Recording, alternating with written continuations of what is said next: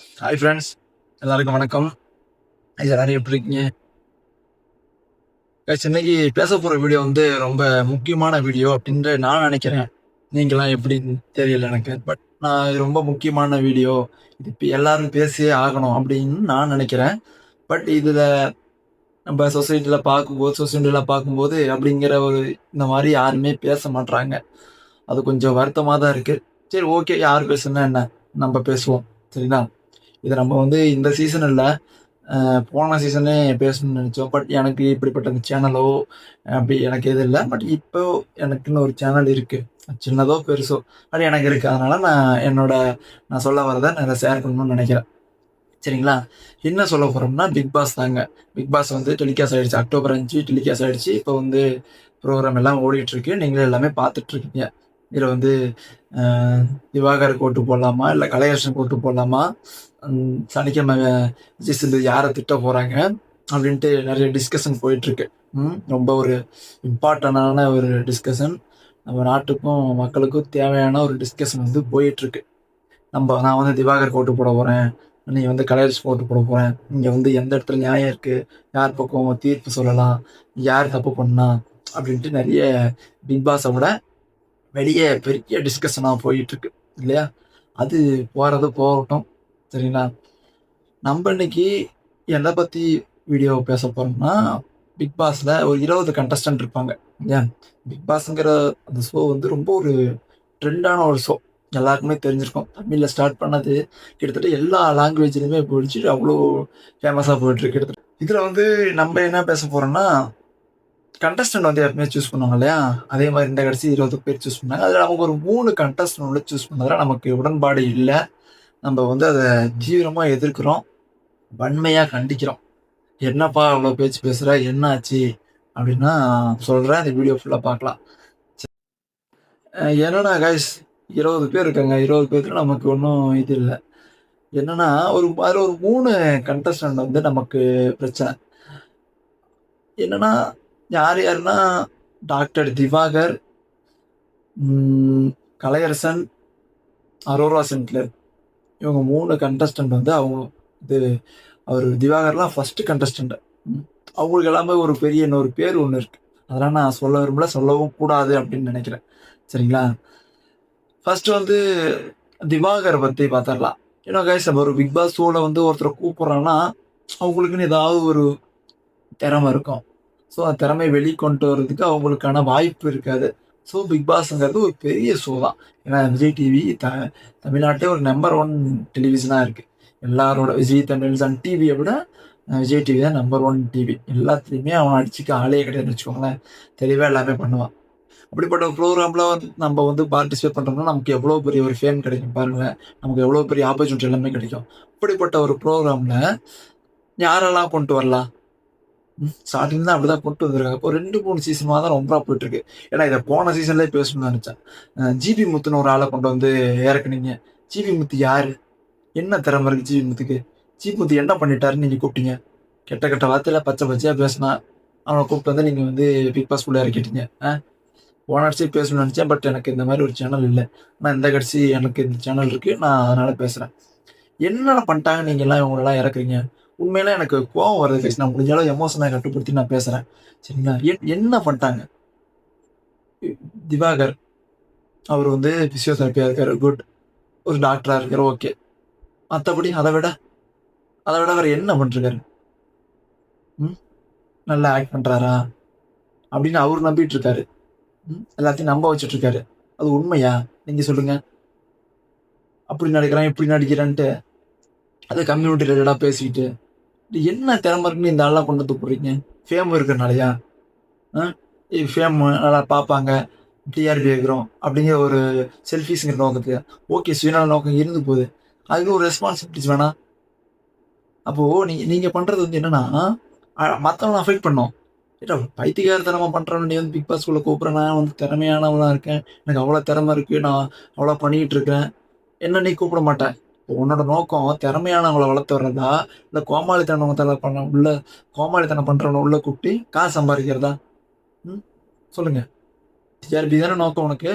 TRP நோக்கமா இருக்கலாம். நான் இல்லன்னு சொல்லல. எல்லா டிவி சேனலுக்கும் அதான் நோக்கம். அது தப்பான விஷயத்துல இது பண்ணும்ல. எல்லா ஒரு பொது நலத்துக்கு பின்னாடியும் ஒரு சுயநலம் இருக்கும். ஆனா அந்த சுயநலம் தப்பா இருக்கணும்ன்ற அவசியம் கிடையாது.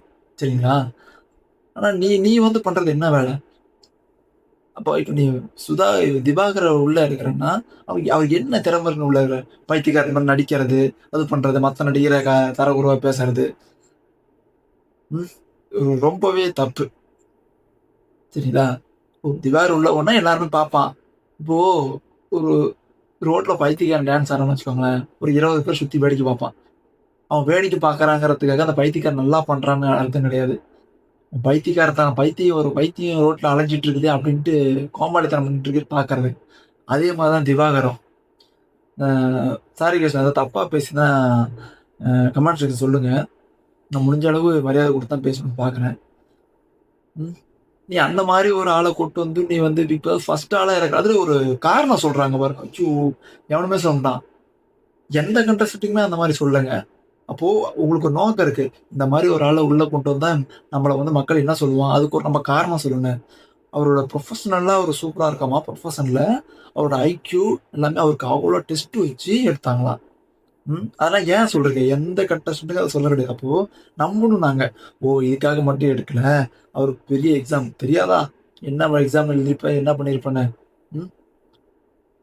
ஸோ இது ரொம்ப ரொம்ப தப்பு. இத யாருமே ஆதரிக்காதீங்க. இத ஆதரிச்சீங்கன்னா, இது ஒரு பெரிய இதா போய் நிக்கும். நாளைக்கு பின்னாடி வரவங்களுக்கு ரொம்ப பிரச்சனை ஆயிடும். சரியா? அடுத்து 2வது ஆளு அகோரி கலையரசன்.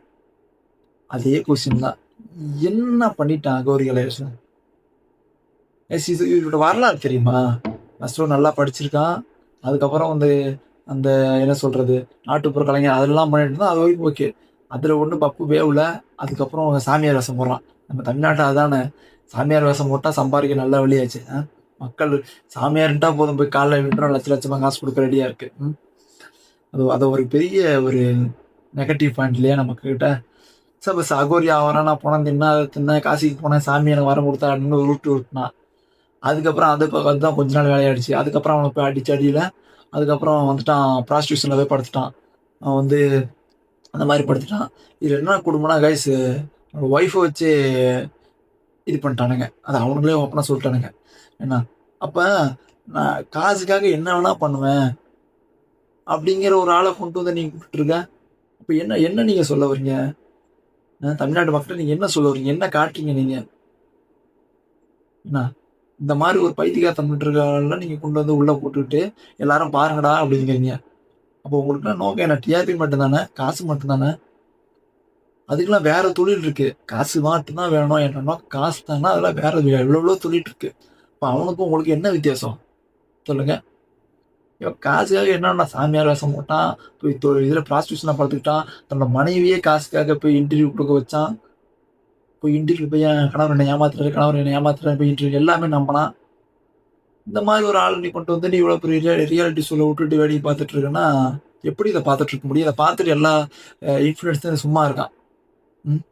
ரொம்பவே தப்பா இருக்கு. சரி இதெல்லாம் கூட விட்டு தள்ளுங்க. ஒழிஞ்சு போறாங்க. 3வது ஒரு ஆளு அரோரா சின்க்ளேர். இதுதாங்க. யாரு இந்த அரோரா சின்க்ளேர்? இன்னொரு பேர் இருக்கு. அதெல்லாம் நான் சொல்ல விரும்பல. எனக்கு வாயே கூசுது. யார் அது? அரோரா சின்க்ளேர்னா யாரு? ம். எப்படி இவங்க ஃபேமஸ் ஆனாங்க? என்ன? இவங்களுக்குன்னு ஒரு திறமை இருக்கும்ல. இப்ப எல்லாத்தையும் கூப்பிடுறீங்கப்பா. இவனுக்கு ஒரு திறமை இருக்கும்ல. இந்த அம்மாவுக்கு என்ன திறமை? காட்டுறதா? என்ன காட்டுச்சு? என்னத்த காட்டுச்சு? ஊர் அறிஞ்சது தானே. என்னத்த காட்டி வீடியோ போட்டுச்சு? ம். நீங்க என்னத்த காட்டணும்னாலும் நீங்க பிக் பாஸ்குள்ள இழுத்து போட்டுருக்கீங்க. என்ன பண்ணி வச்சு நீங்க பிக் பாஸ்குள்ள கூப்பிட்டுருக்க? சரி ஓகே. அத எதுவுமே பண்ணலனா கூட ஒரு சாதாரண பெண்ண கூப்பிடுறேன்னா ஒரு நியாயம். இப்படிப்பட்ட ஒரு ஒரு பொண்ண நீ கூப்பிடலாமா ஃபர்ஸ்ட் பிக் பாஸ்குள்ள? இவ்ளோ பேர், இவ்ளோ லட்சம் பேர், இத்தன கோடி பேர் பார்க்குற ஒரு ஒரு ரியாலிட்டி ஷோல உங்க உடம்ப காட்டி, அதுக்குன்னு ஒரு இன்ஸ்டால ஒரு சப்ஸ்கிரிப்ஷன வாங்கி, சப்ஸ்கிரிப்ஷன ஜாயின் பண்ண வச்சு, அவங்க அங்க வந்தா தனியா ஃபோட்டோவாம். அது எந்த மாரி ஃபோட்டோன்னு தெரியாது. ம். எந்த மாரி ஃபோட்டோ அந்த அம்மா காமிக்கும்னு தெரியாது. அதுக்கு ஒரு 1500 பேர் போலாம். எனக்கு எனக்கு புரியல கைஸ். எனக்கு இந்த மாரி ஆள சப்போர்ட் பண்ணது அதுக்கு ஒரு அக்கான்னு ஒரு பேர வச்சு, அக்காங்கிற ஒரு முறைய கெடுத்து, ம். இத பார்க்குறவங்க மேலயே எனக்கு கோவம் வருது. என்ன இது என்ன ரியாலிட்டி ஷோவா? இல்ல ஏதோ பான் பிளாட்ஃபார்மா? இது பார்க்கறது போய் படம் பார்த்துட்டு போ, தப்பு கிடையாது. தனிப்பட்ட முறையில் ஒருத்தர் பார்க்கறது எதுவுமே தப்பு கிடையாது.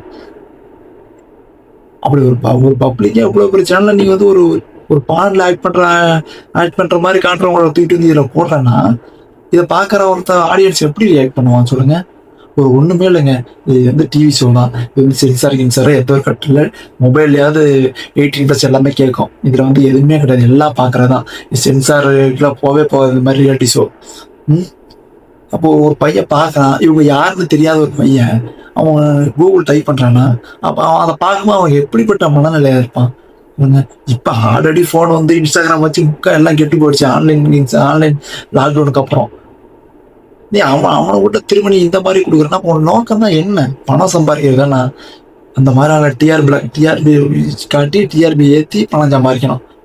எவன் நல்லா இருந்தா நல்லனா என்ன? எனக்கு தேவை காசு. என்ன பண்ணிட்டான்னு நீ வந்து இதை கொண்டு வர உடம்ப காட்டுறனாலையா? அப்போ இது ஒரு பெரிய எக்ஸாம்பிளா கொண்டு பண்ணிக்குது. நாளைக்கு பின்னாடி வரவங்க என்ன பண்ணுவாங்க? பிக் பாஸ்குள்ள போனா நம்ம திறமெல்லாம் தேவையில்ல போல கோமாளித்தனம் பண்ணிக்கிட்டு அவனை திட்டிக்கிட்டு உடம்ப காட்டிக்கிட்டு வீடியோ போட்டா நம்ம வந்து பிக் பாஸ்குள்ள போயிடலாம் அப்படின்னு இருக்கு. இதை வந்து மக்கள் எதிர்த்து கேளுங்க. மக்கள் கேட்காத வரைக்கும் இவனுக்கு இதே மாதிரிதான் பண்ணிட்டு இருப்பானுங்க. சரியா? எல்லாருமே கேளுங்க.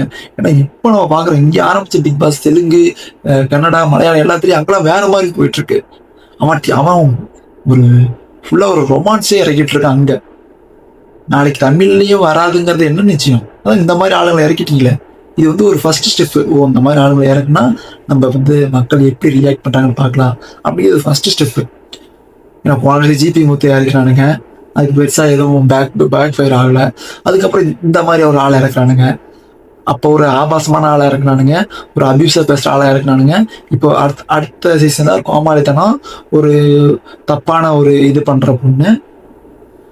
அடுத்தது அபியூஸா நமக்கு தெரியுது. அடுத்தது என்ன கொண்டு வரீங்கன்னு இன்னும் இதுவே இந்த பிள்ளைங்களை வச்சு என்னென்ன பிளான் பண்ணீங்கன்னு இன்னும் தெரியல. இது வந்து ஸ்டார்டிங்ல கட் பண்ணி தூக்கணும். ஸோ மக்கள் எல்லாமே குரல் எழுப்புங்க.